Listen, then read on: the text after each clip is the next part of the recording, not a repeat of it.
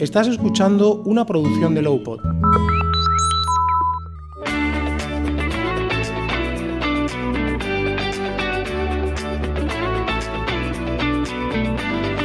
Bienvenido a Aprendizaje, el podcast de los jóvenes empresarios.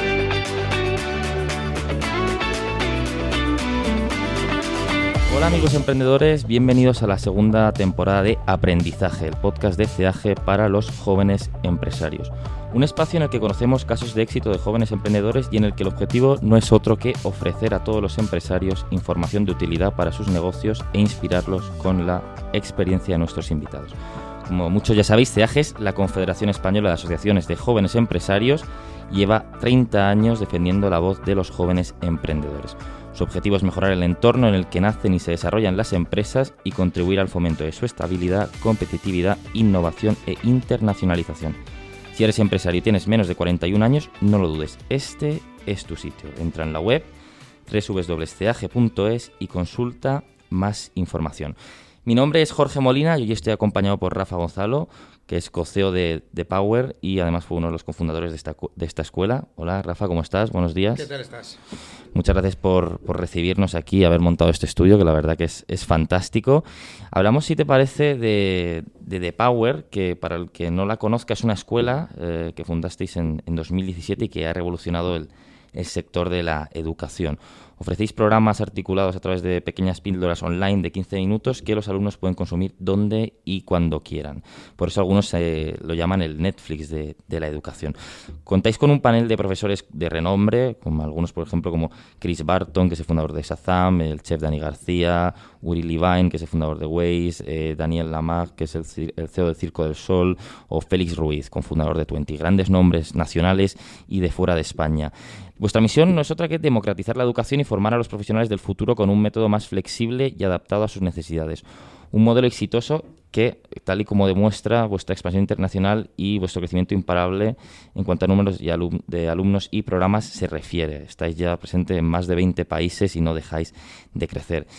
Y yo creo que después de esta presentación que demuestra que vuestro modelo es un éxito y que crece de forma imparable, como lo decíamos, yo quería preguntarte, para empezar por el principio, ¿cuáles son las señas de identidad de vuestra escuela, de Power? ¿Cuáles dirías que son? Pues, bueno, primero gracias por esta introducción, creo que es bastante sintética. Pues te diría, fíjate, que conecto con lo primero que has comentado de la metodología, ¿no? Uh-huh. Formarse tiene que ser algo que puedes conciliar con tu vida. Uh-huh. Nosotros muy al inicio arrancamos con vídeos muy cortos, pero rápidamente luego también hemos ido evolucionando a ir combinando metodologías en tiempo real, proyectos, trabajo en equipo, pero siempre intentando ser muy respetuosos con dos cosas. La eficiencia en el tiempo, uh-huh. Los costes controlados, que puedan repercutir en un precio competitivo, uh-huh. y que la persona no tenga que parar su vida. Uh-huh. Muchas veces tú te formas y es que tienes literalmente que parar un montón de cosas que tienes, ¿no? En lo personal y en lo profesional. O estás trabajando, o estás teniendo hijos, o estás buscando un curro incesantemente porque tienes que subsistir, ¿no? Y creo que se había trabajado poco alrededor de eso, ¿no? Entonces, cuando hablamos de democratizar, no nos estamos refiriendo tanto al tema del precio.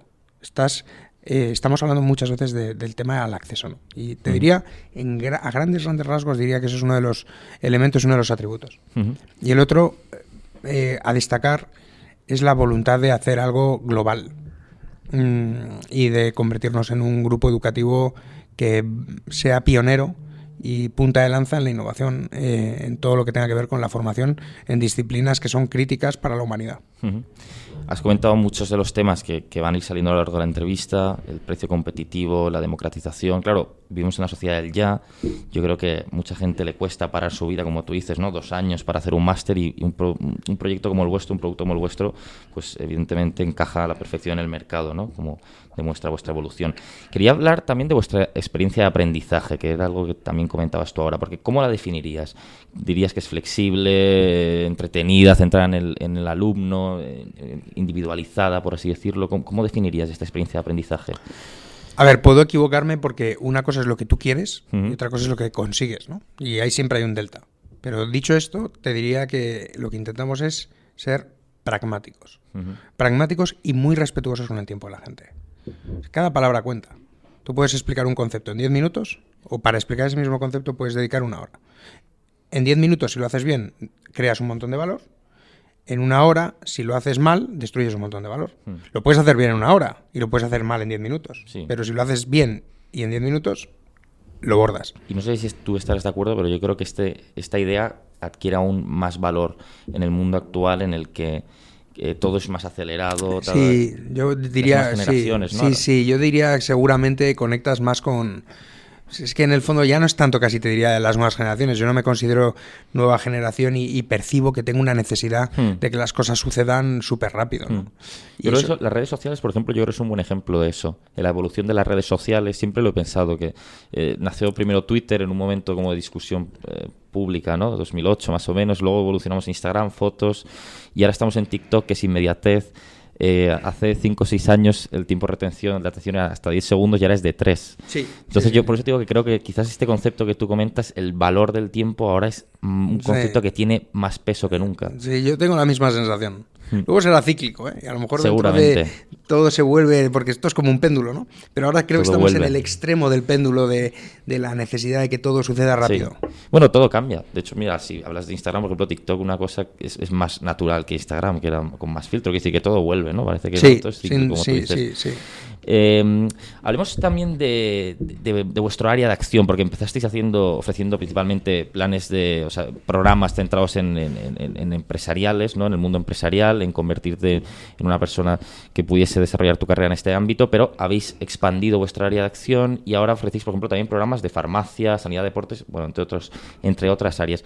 ¿Cuántos programas tenéis a día de hoy en The Power y se pueden resumir estos por áreas o sí. no?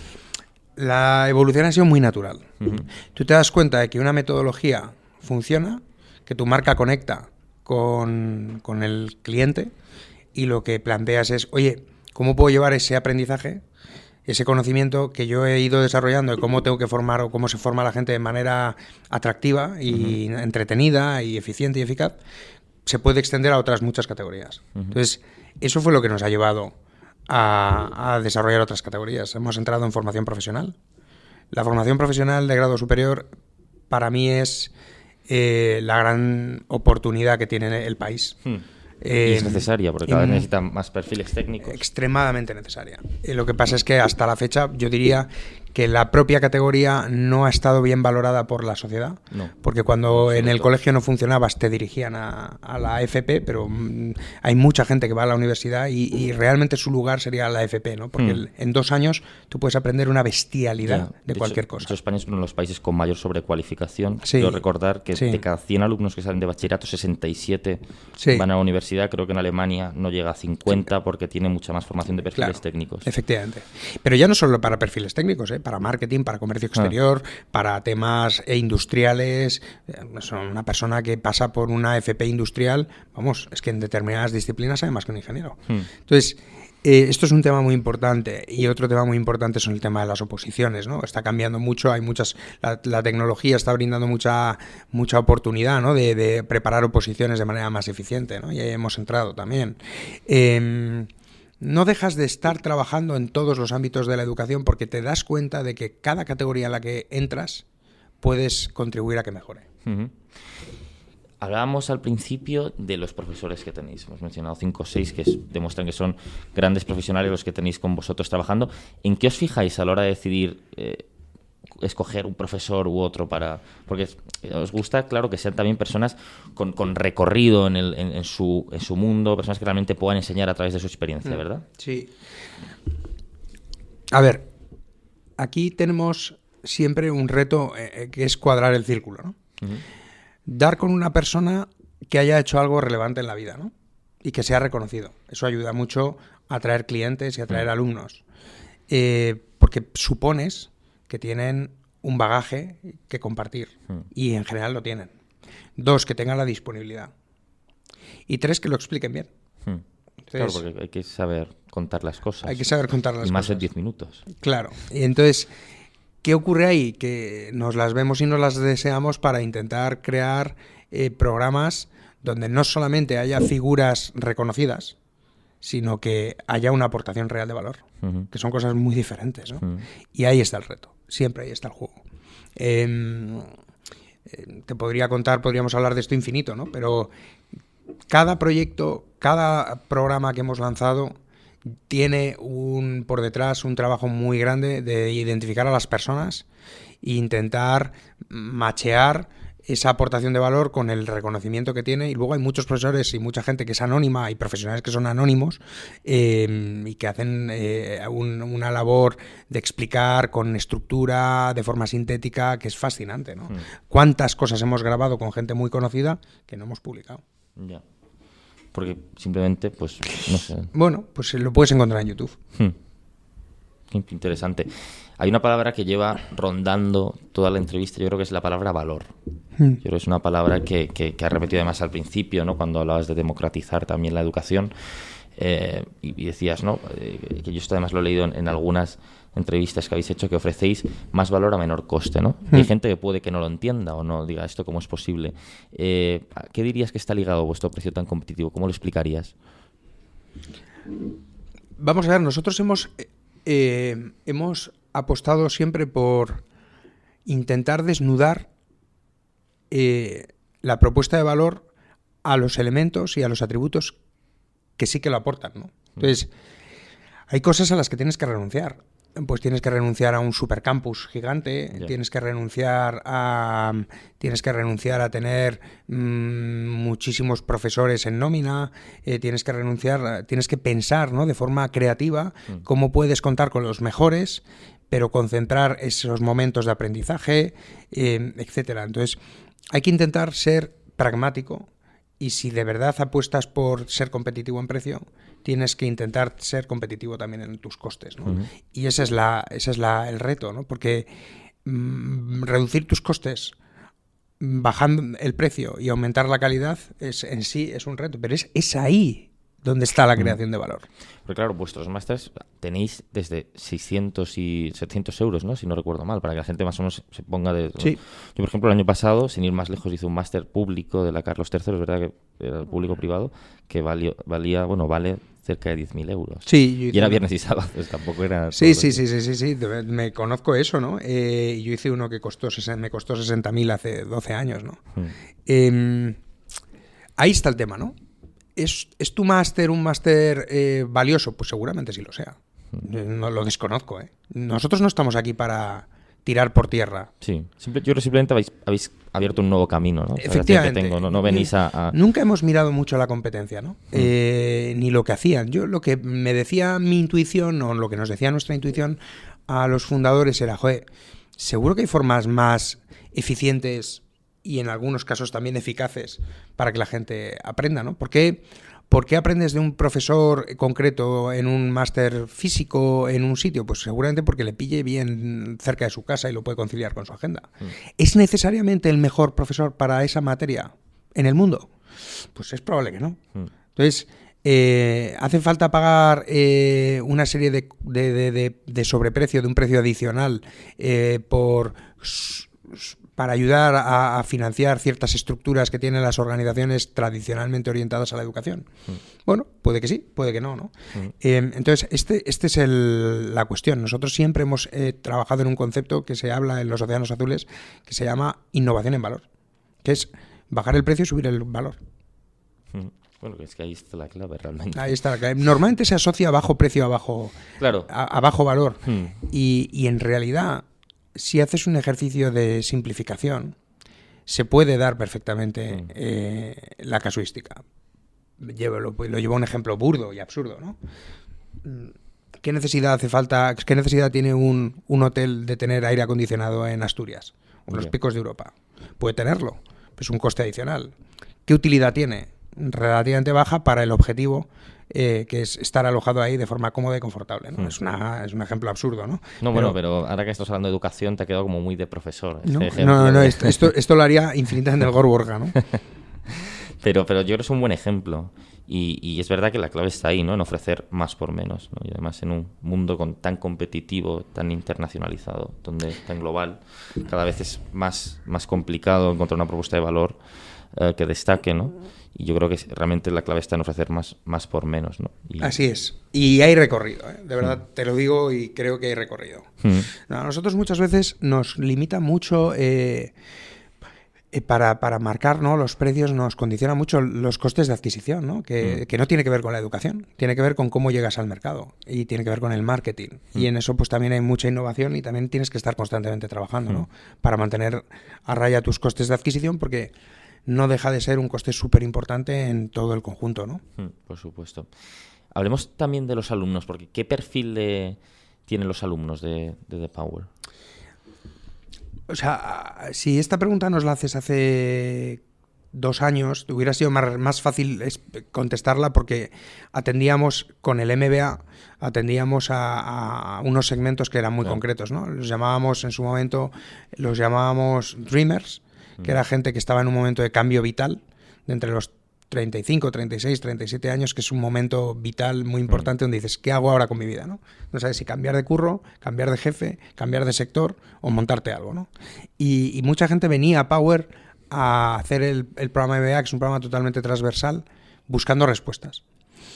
Teníamos gente joven, muy emprendedora, con mucha actitud, que tenía claro que no quería trabajar en una corporación, en una empresa grande.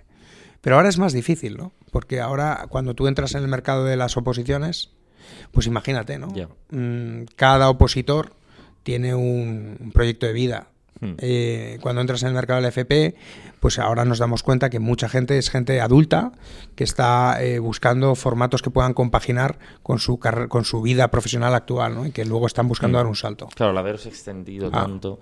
Aunque yo he leído, y de hecho creo que lo pone en vuestra propia web, y no sé si tú estás de acuerdo con esta definición, yo entiendo que sí, y me parece acertada, que es para personas inquietas, con ganas de aprender y formarse, ¿no? Sobre todo algunos de los programas, o quizás los primeros que ofrecíais. Y es verdad que es un atributo que yo creo que es muy importante en la vida. No sé si tú lo ves así, ser inquieto, tener ganas de aprender, tener ganas de crecer profesionalmente o incluso personalmente a través de la formación, me parece muy importante, ¿no? Pues mira, esto que estás comentando es una definición transversal, completamente, y que surgió de una manera muy, muy, muy basada en nuestra experiencia, ¿no?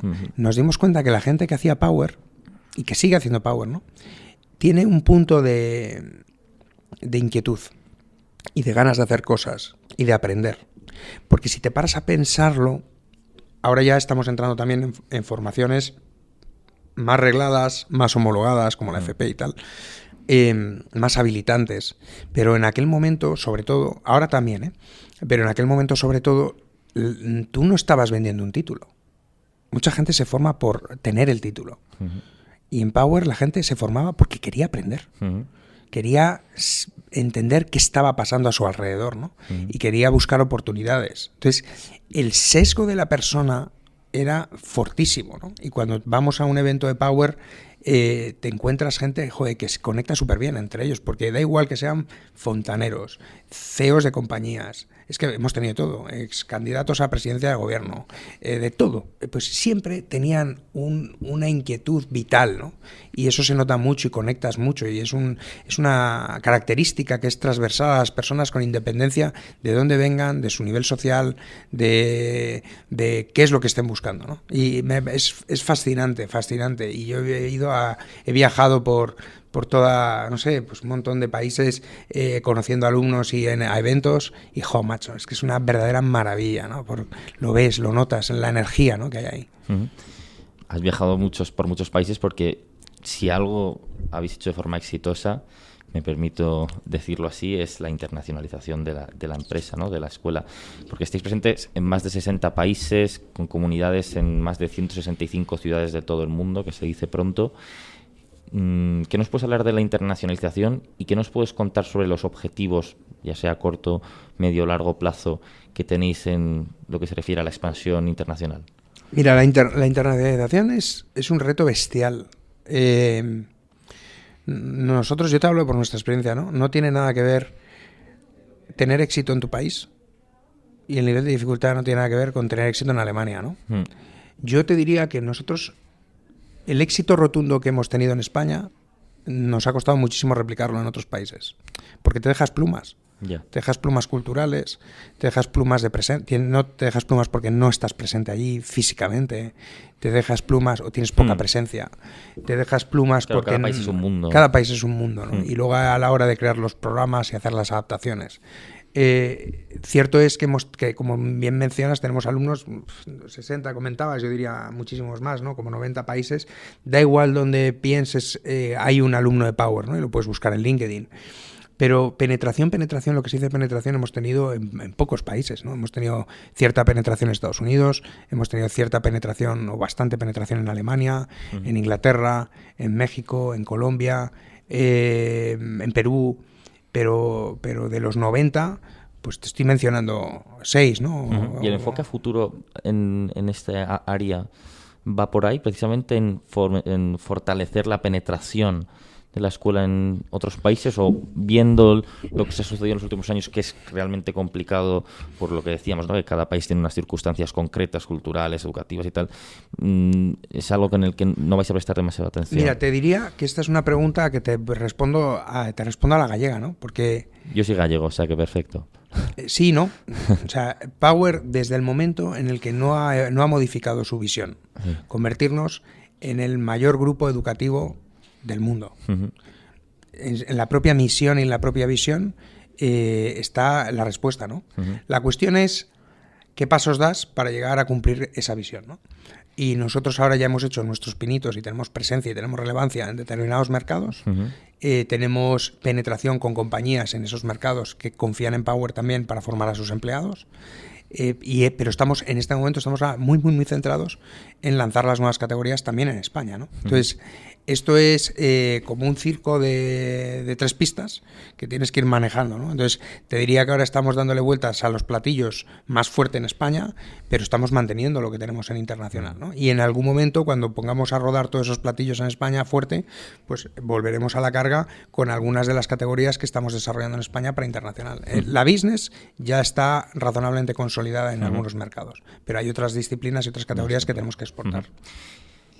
Entrábamos por abajo, estamos en Arturo Soria, que nos decían además que estáis aquí desde hace apenas 2 meses, ¿verdad? Desde enero, y me llamaba la atención, ¿no? Al entrar ahí como en una pared un montón de cuadros con logos de empresas, ¿no? Y es que, claro, investigando lo que hacíais también descubrí que me llamó mucho la atención que hacéis formaciones internas para empresa, ¿no? Por así decirlo. ¿Y por qué crees tú que los departamentos de talento o de recursos humanos confían en The Power para formar internamente a sus empleados? Mira, muchas veces viene porque el propio empleado... Ocurren 2 cosas, ¿no? Muchas veces ocurre porque... Voy a ir a lo concreto y luego a lo más conceptual. Hay alumnos, hay empleados que son alumnos de Power a título personal y van a recursos humanos. Otras veces es la propia gente de recursos humanos de talento la que es alumna. Y esa casuística ayuda muchísimo, ¿no? Pero sobre todo te diría que en el fondo, quienes nos conocen y quienes no, en el fondo lo que están es buscando algo distinto, ¿no? Una aproximación diferente. No te olvides que la gente de formación y de recursos humanos tiene un marrón enorme y una responsabilidad fuerte, ¿no? Y es conseguir que la gente se enganche a la formación, conseguir que la gente le dé las gracias por el pasillo. ¿Cuántas formaciones lo hemos vivido todos, ¿no? Que hemos trabajado por cuenta ajena?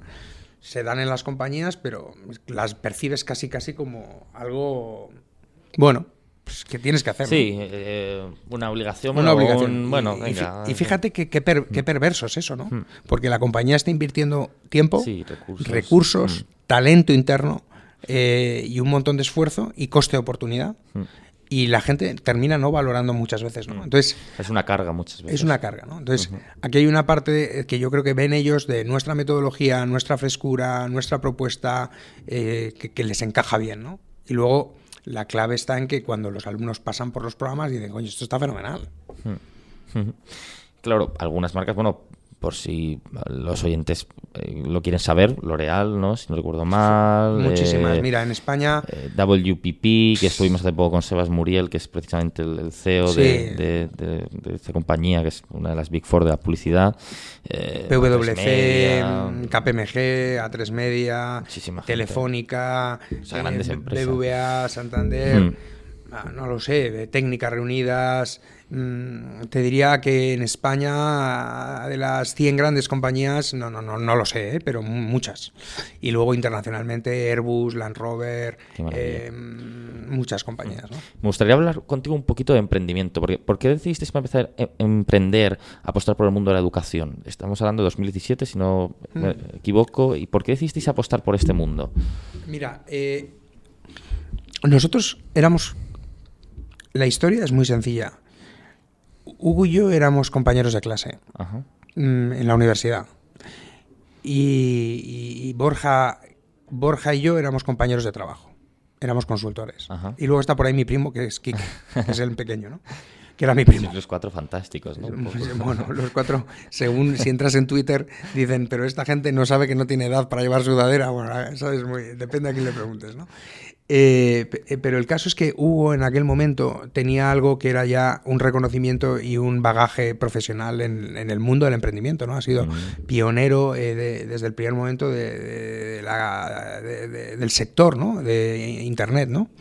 Entonces tenía reconocimiento, tenía contactos, tenía experiencia. Y nosotros nos acercábamos a él para intentar montar algo, ¿no? Porque tanto Borja, Quique y yo teníamos, pues ese run de qué montar, ¿no? Porque precisamente perdón que te interrumpa, pero ese momento, coincidía con ese momento vital que decías antes, que los alumnos de Power muchas veces, al menos al principio, cuando se hacía el MBA, esa edad en la que dices, ostras, ¿qué hago con mi vida? ¿Sigo trabajando en tu caso en una consultoría? ¿Monto algo? ¿Me voy a otro sitio? Sí.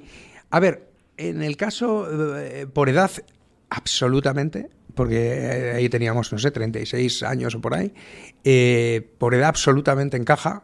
En mi caso y en el de Borja ya éramos emprendedores fracasados. O sea, la inquietud la teníamos y las ganas y la determinación de montar algo la teníamos. ¿Sabes? Sí sabíamos lo que queríamos hacer. Sí. Otra cosa es que teníamos que dar los pasos para conseguirlo, ¿no? Quique era otra historia, porque Quique era un tío muy joven, que en aquel momento, pues no sé, debe tener ahora el tío la suerte de 32 o 33, pues en aquel momento tenía 27, ¿no? Estaba empezando su carrera profesional, ¿no? Y también quería emprender algo, ¿no? Entonces, ahí se dieron las circunstancias. Éramos dreamers, pero con la clara determinación de emprender. Lo que pasa es que cuando tú vas cumpliendo años, emprender o montar algo empieza a ser muy complicado. Yo tenía más cargas, por así decirlo, ¿no? Claro, tienes mucha mochila. Claro. Tienes mucha mochila y mucha responsabilidad. Yo en aquel momento sentía que tenía mucha responsabilidad. Tenía 2 hijos ya en aquel momento, ahora tengo 4. Ganaba dinero, tenía ya una subida de bandera importante y, joder, macho, es que no tenía un duro ahorrado y era un dilema, ¿no? Borja estaba un poco más libre y Hugo ya era un tío que tenía éxito y ya él ya estaba montado en un montón de compañías, ¿no? ¿Y qué crees que necesita el emprendedor de hoy en día para triunfar? ¿Crees que es una cuestión de aptitud? ¿Crees que es una cuestión de la propuesta de valor, como decíamos al principio? ¿Crees que es una mezcla? A ver, mira, yo creo que las competencias que son necesarias y las claves para tener éxito hay que diferenciar claramente el que se haga planteamientos muy innovadores, de lanzar un producto o un servicio que no esté reconocido en el mercado, que no esté probado en el mercado, que no haya competidores. El riesgo es enorme y la metodología es totalmente... Y las capacidades, las competencias y los conocimientos son totalmente diferentes. Y hay que asumir que dentro de esos proyectos los hay de más riesgo y menos riesgo, pero ya de por sí tienen mucho riesgo. Y eso tienes que entenderlo. Joder, es que eso hay que entenderlo, ¿no? Y luego están los negocios que son más tradicionales, que pueden ser innovados, o puedes trabajar en una innovación y puedes encontrar tu hueco en el mercado compitiendo en mercados existentes que ya han testado otros competidores y que están ganando dinero, ¿no? Entonces, punto 1, hay que diferenciar muy claramente que son 2 decisiones de vida totalmente distintas y son 2 caminos que requieren diferentes niveles de conocimiento. Luego está el tema de ser autónomo / freelance, donde tú prestas un servicio que escala poco, pero que te da para vivir fenomenal, donde tú pones al servicio de otros un conocimiento muy concreto, ¿no? Entonces, ¿qué quieres hacer, no? ¿Quieres montar algo que cambie el mundo? Aún a riesgo de que el 90 y muchísimos por ciento fracasa. Aunque la palabra fracaso, y más en España, está muy mal. No vuela, vamos a decirlo así, no vuela. O quieres montar un restaurante y después 2 y después 3 y después 4. No tiene nada que ver, ¿no? En cualquiera de los casos, creo que hace falta cultura para que la gente pueda entender este tipo de decisiones y luego hace falta mucha metodología. Para montar algo que ya funciona, lo que te necesitas es bagaje en eso. Si tu padre ha tenido un restaurante y tú te has formado en una escuela de hostelería y has vivido desde que eres pequeño el restaurante, joder, pues la probabilidad, si le metes la componente de marketing, pues ya lo tienes, ¿no? Pero si tú quieres montar algo totalmente disruptivo, súper tecnológico, etcétera, etcétera, hace falta una metodología de validación donde la idea importa poco. Ya. Lo que importa es que eso encaje en un segmento de cliente y que esté dispuesto a pagar por ello, ¿no? Y eso requiere aproximaciones muy diferentes.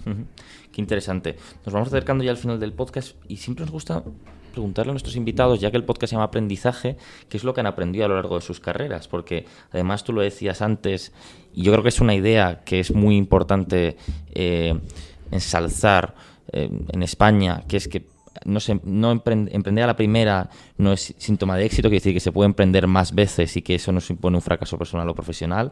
De hecho, muchos de nuestros invitados que han pasado por el podcast ya nos lo han comentado.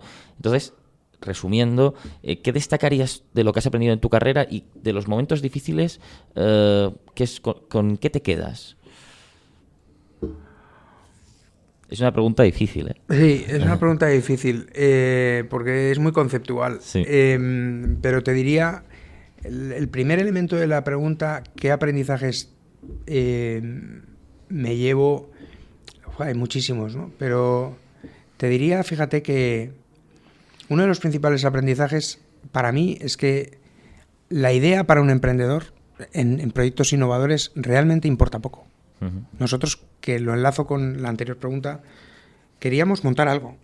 Y lo que vimos es que en la educación había una oportunidad, pero validamos nuestra propuesta en el mercado. Porque nosotros creamos un mercado inexistente, que era la gente que no está pensando en hacer un máster, ¿no? Pero podría perfectamente no haber cuajado. Nosotros no creamos el producto hasta que no habíamos vendido 6 o 7 programas. Atención con esto es un tema relevante, ¿no? Mucho. Entonces, la idea importa poco. Importa mucho escuchar al que consideras que es tu potencial cliente e ir iterando hasta que das con algo que cuando ya has hablado con 8 potenciales clientes, no importa un amigo o consultor, ese no importa nada si no es customer persona, te das cuenta de que tienes algo. Eso es un tema que creo que es muy relevante. Otro es la seriedad y la constancia en el trabajo, ¿no? Y lo conecto con la segunda parte de la pregunta, que son en los momentos difíciles, ¿no? En los momentos difíciles se ve la verdad de la persona. Los momentos difíciles es cuando intentas mantener la calma y no faltarle el respeto a tu socio, intentas no imponer tu criterio, intentas aprender de tus errores y no enrocarte en ellos, aprendes o intentas ser humilde para aprender e intentar no volver a tropezar en la misma piedra. Entonces, los momentos difíciles te regalan muchas oportunidades para ser mejor persona y profesional. Son un trampolín, ¿no? Son una escuela de Navy SEALs, ¿sabes? Un Top Gun. Los momentos difíciles son los momentos de guerra, los momentos donde no ves el final del túnel o solo ves problemas, porque es que de verdad solo hay problemas. Joder, es ahí donde salen tus miedos, salen tu verdadero yo, ¿no? Entonces a tu verdadero yo le tienes que aprender a controlar para que no te controle él a ti, ¿no? Y desarrollarle e intentar ser mejor, ¿no? Yo creo que es un momento... Los momentos difíciles son momentos buenísimos, son jodidos, nadie los quiere pasar, pero creo que son... Pero a la distancia, ¿no? Al menos. Sí, te diría que sí, fíjate. Porque, claro, vivirlo en el momento es una putada hablando mal y claro, ¿no? Sí. Pero yo creo que la distancia sí que te sirve para crecer, ¿no? Yo creo que hablo también por boca de Borja, de Hugo y de Quique. Creo que nos sentimos más orgullosos del proceso de volver a innovar, volver a reinventarnos para seguir creciendo, y todo ese proceso de reconversión o de evolución brutal, que del hype inicial. El hype inicial fue consecuencia de un fit espectacular en el mercado.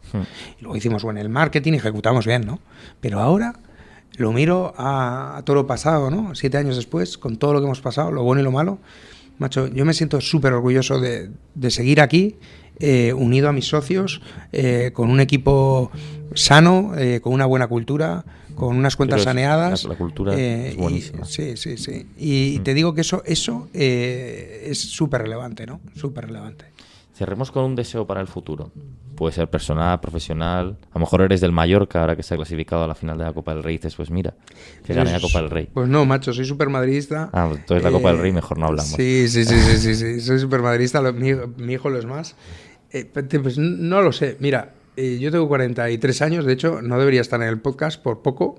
Voy a decir que me habéis invitado porque parezco más joven. No llevas sudadera hoy. Hoy no llevo sudadera. Sí, pero porque en Twitter y en redes sociales nos da mucha caña con eso. Pero te diría que en el fondo yo al único que aspiro es a ser feliz en mi día a día, a que mis hijos tengan salud y a hacer el bien, ¿no? Hay un momento de la vida, no sé, a la gente yo creo que en general llega, depende de tus circunstancias, pero donde ya esperas no complicarte mucho y que ir dejando amigos por el camino, no dejar cadáveres, y que la gente que está a tu alrededor, pues que tú puedas en la medida de lo posible contribuir a que estén contentos, ¿no? Tu mujer, tus hijos, tu gente con la que trabajas, tus socios, y ya está, poco más. O sea, no tengo mucha más aspiración. Me encantaría ver Power en lo más alto, ¿no? Eso desde luego lo tengo clarísimo.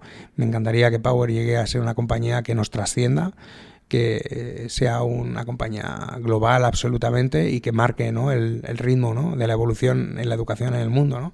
Y eso me encantaría. Si te digo la verdad, a nivel profesional, me encantaría. Con nosotros o con quien tenga que venir a futuro, ¿no? Hay una gráfica muy buena de Harvard tiene 40 años que habla, ¿no?, de los momentos de las compañías y la tipología de gestión y de management que requieren, ¿no?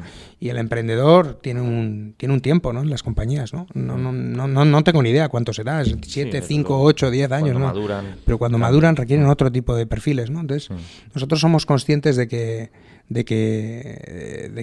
Power debería llegar a lo más alto, ¿no? Y nosotros pues acompañar como podamos y como sepamos. Bueno, siempre quedará vuestro legado, como mínimo. Bueno, ojo que nosotros tenemos aquí mucho curro, ¿eh? A ver si ahora, ¿sabes? Pero tenemos aquí muchísimo curro, pero que quiero decirte con esto que lo que me encantaría es que Power llegue a lo más alto, ¿no? Y que nosotros podamos vivirlo y contribuir pues con lo que sepamos. Ojalá que así sea. Rafa, que como co-CEO de Power y además cofundador, te agradezco que nos hayas recibido. Ha sido muy interesante charlar contigo, te deseamos lo mejor. Muchísimas gracias a vosotros por invitarnos. Es un placer auténtico y hacer apología absoluta de vuestra organización, por supuesto, y de la necesidad de que haya gente joven que tire el carro, ¿no? Porque es que hoy en día se va en la dirección contraria, ¿no? Y es una bestialidad. Así es. Hay que promover que se emprenda y sobre todo apoyar a los emprendedores. Vamos, absolutamente. Pues muchísimas gracias. Un placer.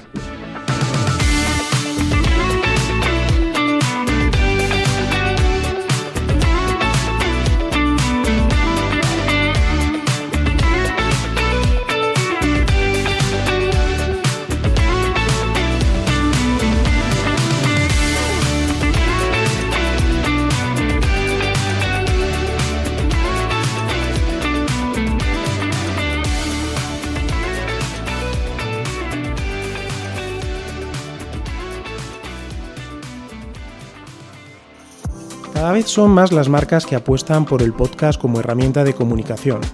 Pero, ¿qué ventajas tiene? Con un podcast le hablas al oído a tu cliente, estableciendo una conexión más directa, cercana y emocional. Un espacio de diálogo que crea comunidad. Aumenta también el recuerdo de tu marca y tu credibilidad. En Lowpod te queremos ayudar. Somos una productora que impulsa tu comunicación a través de la palabra. Para más información visita nuestra web lowpod.es o escríbenos a contacto@lowpod.es. Apuesta por el podcast, apuesta por Lowpod.